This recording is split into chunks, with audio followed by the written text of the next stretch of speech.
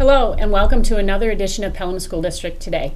I'm Amanda Lacrose, the superintendent of the Pelham Schools. This is our first edition of Pelham School District Today for this school year. And this morning I have with me John Safina, the new principal at Pelham Memorial School, and B. Donohue, who is a science teacher at Pelham Memorial School. So we're going to talk about a couple things today.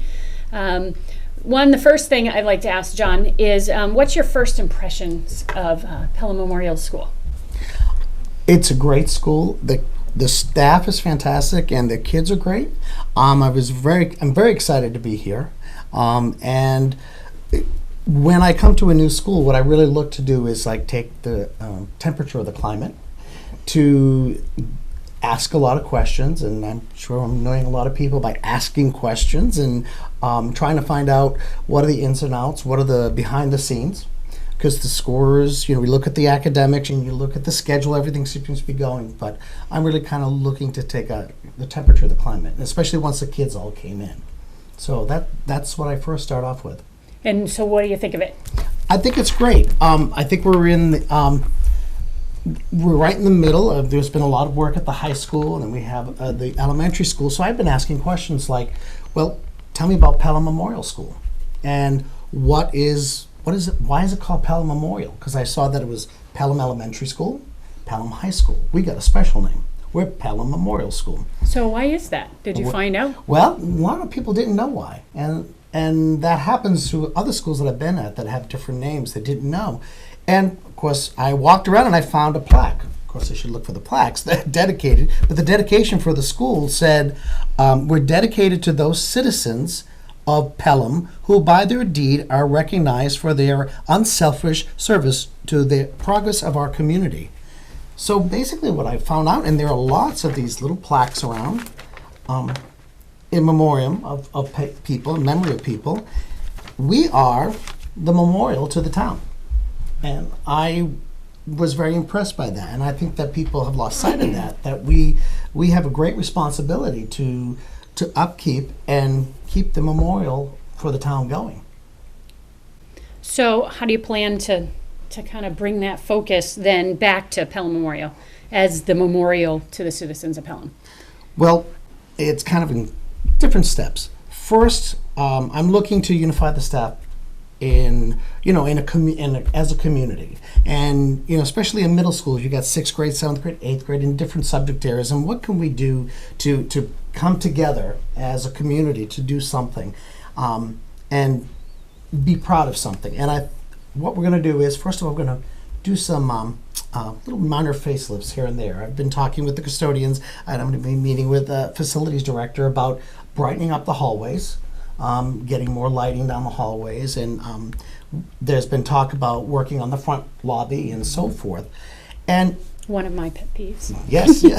And we have some space issues and storage issues, so we want to work on that and get that moving. And once we get to that point, then I would like to start working with leadership in the town. I'd like to talk to the selectmen, the historical society, and others involved.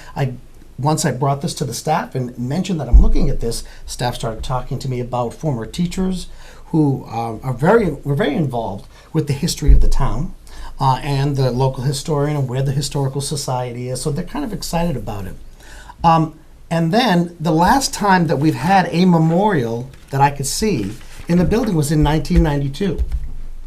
And I know that I'm sure, has been people that have been deserving to be in there. That's 23 years ago. Yeah, it's a long time. Mm-hmm. And so that tells me that the town lost not only the school, not that we lost focus on it, but it wasn't the important part of it. We were a school, and I think that's our identity.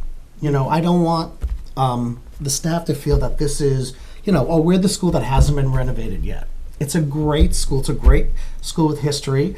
The other day I had students come up to me and say, downstairs is a bomb shelter? And I said, yes, it is, because it was built in the 1960s. So it was made, during the Cold War. So there's some history to that. And I was telling the students about it, and they were fascinated by it. So we need to be proud of it. And I'm very proud, to be the custodian of the town memorial. And I think by the time we get to Memorial Day, what I'm hoping is that we can dedicate more memorials in our school. I've already had many people telling me who should be there, what memorial should be there. So I think that people are excited about it, and I think that there's something that the town can be very much involved with, and I think getting our community support is very important. So, as far as the impact, what do you see down the road, the impact of this for students and staff? Pride, and I deal a lot with, I talk to the students and I say, you need to know 3 rules. I know we have a handbook with many, many rules, but the 3 things you gotta remember is to respect yourself, respect others, and respect this place. And if students are proud of their school and proud of what we're doing, you're going to see more focus on the academics, just the hallways cleaner. Students will take a lot of pride in that. I mean, when I was at my other school, I saw that there was a lot of trash in the hallways. And right now what I'm seeing is a lot of kids keep their lockers open, and it's kind of messy. So as I went on in working with the school, and we worked on school pride, the hallways just cleaned up themselves. It was amazing. The kids took pride in their school, and that makes them want to come to school. It makes the teachers happy and proud of where they want to come to work. And we're not looked at as the building that hasn't been renovated yet, and because I'm sure that the high school students entering their brand new school, it's really done a lot for them, and it had a big impact. So we have a couple things that are new that are going to go on at the Memorial School this year that may not necessarily be memorials, but they're things to kind of enhance that space over there. And one of those is a garden. The Donohue had written a grant last year, applied for a grant last year, and has been awarded that grant to put in a garden. So why don't you tell me a little bit about that process and how do you see the garden being used at the school? The process was a grant that was supported through Whole Foods, the Whole Foods initiative designed to bring more of a farm-to-table idea, so kids really learn where their food comes from, how easy it is actually to grow food, healthy food that hasn't traveled miles and miles and miles, just better overall knowledge of where the nutrition is coming from. Plus, it does give them something else to be proud of, to tend to. It's their own. So the grant was initially suggested from administration, and it was a lengthy grant that was written. They asked a lot of questions like, how would this be used not just by my classroom but by the entire school? How did I see this being tended? What about the off season, and so on and so forth?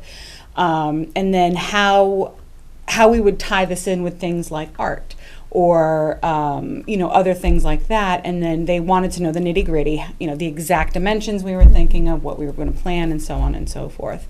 So that was all written out. There was a design that was created and submitted, and towards the middle of the summer they contacted me and said that we'd been awarded the grant. Great. So where exactly are you looking at putting this garden? We have a beautiful memorial garden, outdoor classroom seating area, and there is a set of 4 trees that are there. And having watched and studied that area, it gets at least 6 hours of sun, which is very important for a lot of vegetables to grow to their and ripen properly.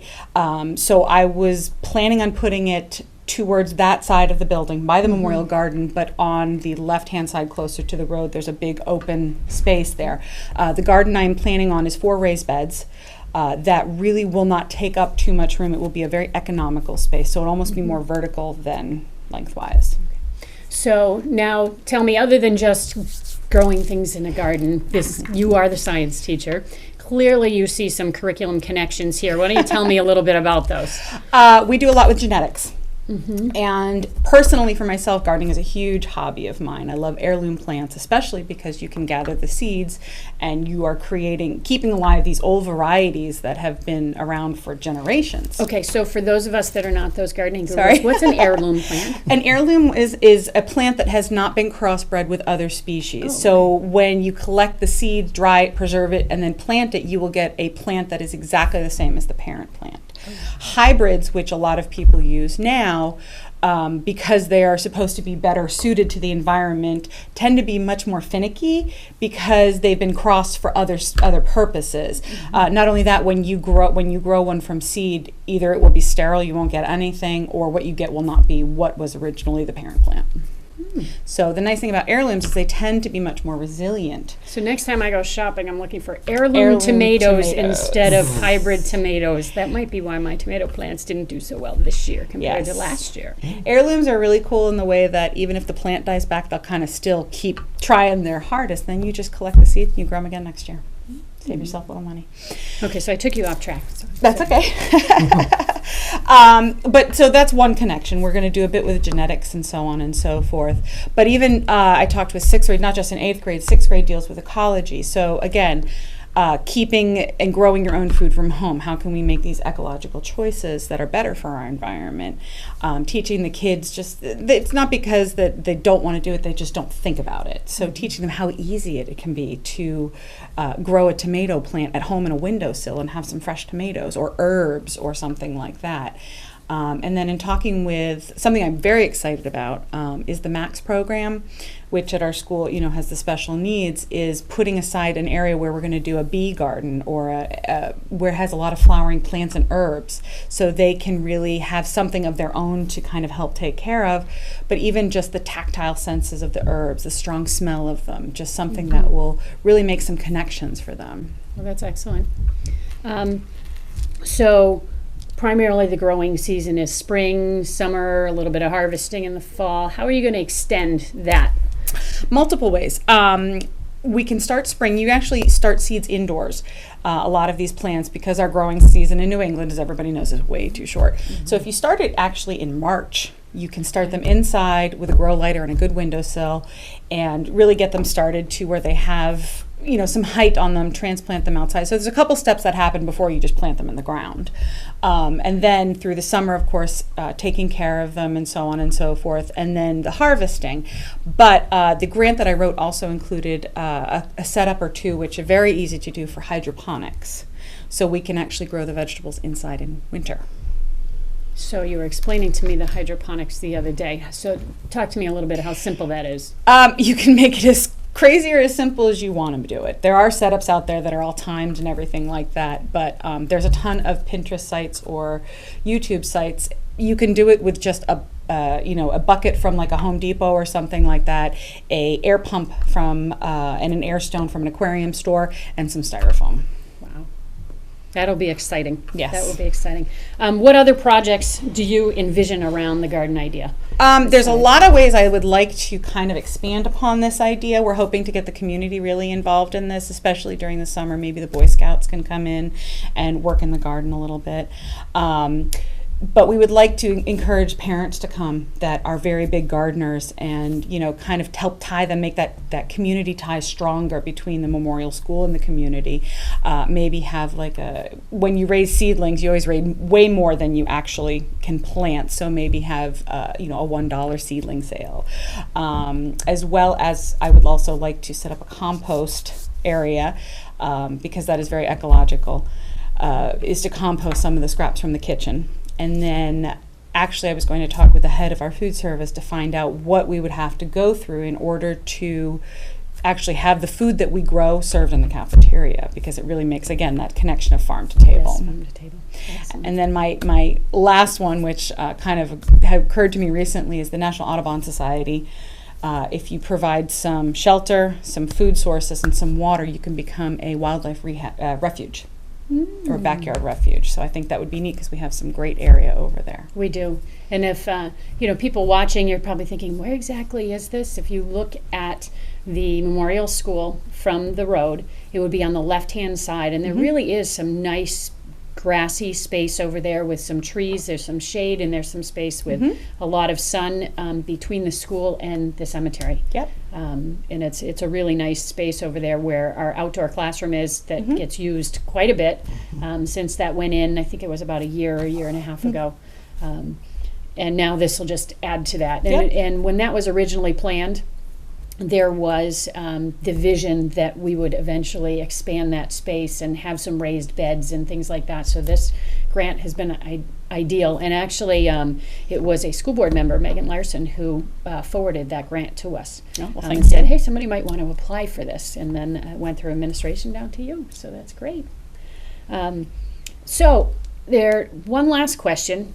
I know tomorrow's a big day at Pelham Memorial School. It's Tiger Challenge Day. You want to tell me a little bit about that? I think you can help me because I haven't experienced Tiger Challenge Day. It is an outdoor activities. The students will do hiking and there's a boot camp. Boot camp, yeah. They go through different courses and so forth. And it's a fundraiser. The students are sponsored. It's put on by the PTSA. Thank you to Mary Collins and Kim Hunt. We've really done a lot of work. They're our PTSA. We have 2 members, and they've done a lot of great work, and the kids are excited about it. They changed it. Last year it was called Fun Fitness Day. Right. Okay. And this year it's Tiger Challenge, but it still is the focus is not only just to be a fundraiser and to have a fun day, but it's also to encourage fitness and wellness and wellness and so forth, and that's what it's all about. So tomorrow is our day, and we're looking forward to it. And there's a lot of spirit that gets involved. We're all different team colors. We come up with chants. We come up with, and I think the teachers get into this just as much as the kids do. But we try to really, get them interested in it. And any middle schooler loves competition, so we make it kind of like, our ABC. We're going to do the Zumba challenge faster than you guys. And there's a lot of opportunities this year to actually get extra points. So, there are prizes involved, but I think more it's about bragging rights. And I think the variety of activities really help for the students to see all the different things they can do to stay fit and to live a life of wellness. And it doesn't have to be, I have to go to the gym and lift weights, or I have to go out and run a mile. That's not what you have to do to stay healthy. So there's a variety of things that they can do and try them out and see which ones they like the best, and maybe that's what they want to pursue. So. And that's something we did push this year. If I just want to add one more thing. We were mentioning to the kids, because we're doing scorecards where there's questions they can answer and activities they compete. And there was a lot of, there was some notes on the bottom that commented on, use your team to complete challenges. So for instance, there were kids who were saying, well, I can't do that. Then, I was saying, fine, but maybe you excel at something else, so then they can try that and their teammate can try that and they can share the experience. So just like you said, multiple ways. Yes, and I remember last year the jump roping where you're trying to double jump rope, and there were some that could do it and others that just couldn't get it going. It took me a couple times, then I finally got it.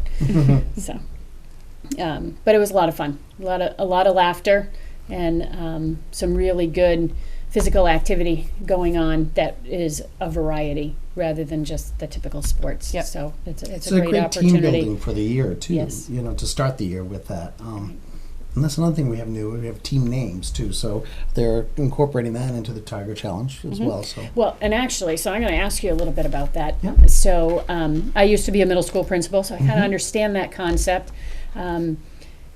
Naming teams at a middle school gives students some identity for their team, and so it's a best practice in middle school. So you came in this year and you encouraged them to the teachers to embrace this idea, and so tell me how this has kind of evolved and what do we have?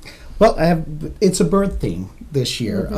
There's a whole thing about how geese fly and teamwork and so forth, and I presented that to the staff on the first day, and they all got rubber duckies, and each month at our staff meeting they get recognition. Either they have birthday duckies, I have superhero duckies for people who did great things, and then we have people who thought outside the box. I have unicorn duckies, and I have spotted duckies, and so they get those. And then we have the Canadian geese. I didn't realize that. We do. The lawn all the they time. come to visit us in the fall. That is great. It was like they knew my theme. So this year I told them, I said, I'm going to pick it this year because it takes a while to pick it. I said it's going to be birds, and next year we'll basically get with the kids and we'll get to pick the theme for the year. Wasn't sure how it was going to be accepted. I said, well, you can think about what we're going to do. And at the staff meeting, it was bing. They all picked what area they wanted, who wanted to be birds of prey, who wanted to be birds, water birds, and so forth. And they picked them, and they're great. There's some logos that are coming out. They're exciting. It was really nice. I like that rather than calling them 7 up and 7 down. It's nice to say Cardinals or Blue Jays. And that's what you have at the 6th grade, right? Cardinals and Cardinals Blue Jays. And Blue Jays. And then the 7th grade are eagles and owls. And then the 8th grade are flamingos and ospreys. And I've seen some of the logos. You may see them as you go throughout this school year. Mm-hmm. You might see students with them on. I've seen teachers already with some shirts that have their logos on them. And if you think flamingos cannot be fierce, you ought to see the logo. Yeah. So, well, thank you very much for coming in, giving us a little bit of an update about the exciting new things that are happening at Pelham Memorial School. And I thank you for joining us for another edition of Pelham School District Today.